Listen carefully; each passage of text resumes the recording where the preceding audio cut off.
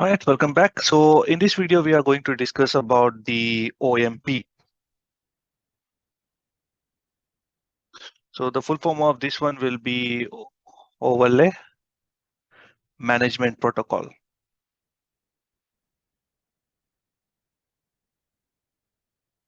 So now, if you remember in our topology, I do have a branch 1 over here, and I do have a branch 4 over here.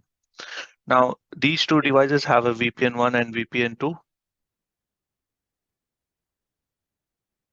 and branch 4 also has the VPN 1 and VPN 2. Now, these two devices are connected to one of my routers in between, and this is how the connection is, the underlay. Now, the thing is that yesterday I was able to ping from VPN 1 to VPN 1 of branch 4. From branch 1 to branch 4 on VPN 1, I was able to ping. But here, how the routing works. The thing is that when the packet comes in here, if the same packet is being sent to the router, that means the routing should be dropped because my internet does not have any knowledge about the networks, the private addresses which I host on the VPN 1, VPN 2 of both the branches. So how this communication has happened when there is no information and there is no routing in place. So that's where the tunnels comes into play. Now in SD-WAN, we do have two tunnels. One is the DTLS tunnels and another one is the IPsec tunnel. Now DTLS tunnel will be used for the control plane and the IPsec tunnel will be used for the data plane. Now, since the branch 1 and branch 4 are able to communicate, these endpoints, edge nodes, these are the edge nodes which are able to communicate because we do have a router in between. So routing is possible from this end to this end, but routing is not possible from this end to this end. So what they are going to do, the Cisco SD-WAN devices, once they have been onboarded, in the first place, they know that, okay, there are how many devices are there in the topology. They already know using that OMP. So the OMP, what it does is like it will now create a tunnel over here, first tunnel. So this first tunnel will be the DTLS tunnel. So because it already has the information that, okay, branch 2 is located with so-and-so IP address, so-and-so over there. So it will form a tunnel. So once the tunnel is formed, the first tunnel will be forming is the DTLS tunnel, and over that one, it will share the prefixes now. This is a control plane. So we are running the OSPF over here, and we are running the OSPF over here. So it will share the prefix. So whatever the prefix over here, I have the 40.0.0./8 addresses here and 10.0.0./8 addresses over here. So they are going to share that prefixes over the DTLS tunnel, and that's how the branch 1 comes to know that, okay, if I want to reach the 40 prefix, then I have to reach to the branch 4. If I have to go to the 20 prefix, I have to go to the branch 2. So that's how it comes to know. So now once the details have been exchanged on the OMP now, and if you remember that I've already pinged from VPN 1 to VPN 1 of the branch 4, then that's where the another tunnel comes in because the data is passing now, and this tunnel is known as a IPsec tunnel. So this will be the encrypted tunnel, and this is also will be the encrypted tunnel, both of them. So, but two different tunnels will be used. One will be the DTLS tunnel, another one will be the IPsec tunnel. DTLS tunnel is the certificate-based tunnel, which will be used for the control plane information sharing, and IPsec tunnel will be used for the data plane encryption. And there is also another thing known as a TLOC. So TLOC is a transport locator that represents an attachment point. So basically, if branch 1 wants to communicate with branch 4, it will, for example, I do have an IP address of 220.1.100. Sorry, 220.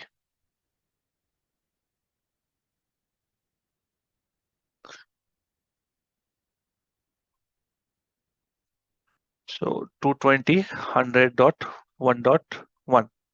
And here it will be 220.100.1.4.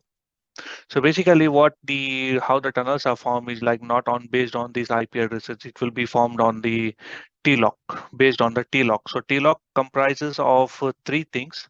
That will be the system IP. Another one will be the color and the encapsulation. Now, the VPN 1 wants to communicate with VPN 1 of the branch 4. Then what it will does is like it has an information on the branch 1 saying that if I want to reach to 40 prefix, I should be going to the system IP that will be 100.1.1.4. So it will note down it in its routing table as this one, that if I want to reach to the 40 prefix, I will be able to reach via 100.1.1.4. Now the color again, it will also note down that, okay, if I want to reach to 40, I'm going to reach with this system IP. But in order to reach this system IP, I do have two different ways, that is the internet as well as the MPLS. So it will also note down the color also. Encapsulation, again, it will be DTLS and the IPsec, depending upon that what data you're sending. Now, once you have this information, now branch 1, when the packet arrives on the branch 1 saying that, okay, I want to reach to the 40 prefix, the branch 1 look like, okay, 40 prefix is 100.1.1.4. It will not look for this IP address because 100.1.4 is being attached to this particular IP address embedded in that one. So this address refers to this one, simply. This one as well as for the MPLS network, you can say. So because branch 1 knows that, okay, I am able to go to 40 prefix to branch 4 via 100.1.1.4, and I'm able to reach on both the colors, that is internet as well as the MPLS. So it will take the internet as a preference and MPLS as a backup, or sometimes it might take MPLS as a preference and internet as a backup. So that's how the communication takes place, and you have to have this information because how the routing works and how the control plane works, because the internet does not have any knowledge about your private prefixes, so but still you are able to communicate using these tunnels. So everything, all the traffic has been passed over these tunnels. So now let's go ahead and check on our vManage now. So if I go to my vManage,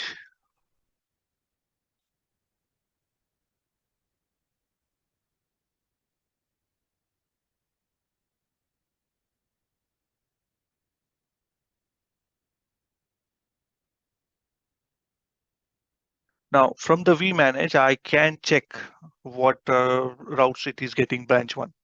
So to note down that one, I will go back to the monitor one and go to networks. And I will select the branch 1 over here. And at the bottom, you should see something known as a real time. So click on the real time. And here just type in IP routes and do not filter anything. I want to see each and everything. I'm not filtering anything.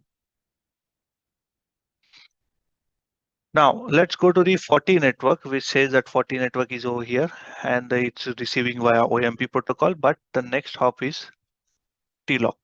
It doesn't anywhere, it will not say that, okay, the next hop is 220.100.1.4. No, it only simply says that 100.1.1.4.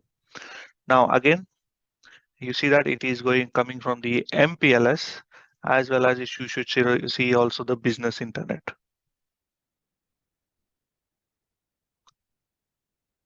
Okay, I'm able to see via MPLS only for now. I'm not able to see the business internet. That should be fine. But so these are the colors it will be showing you over here. And also you see that encapsulation is the IPsec, because whenever these prefixes are communicating, that means data is being passed. It will assume that data is being passed.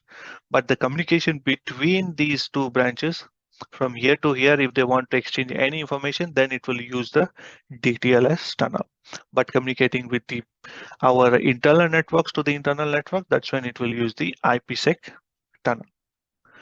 Now, tunnels, I was talking about the tunnels. Now, tunnels are very much important over here because I do have many branches over here. So let me clear that one now.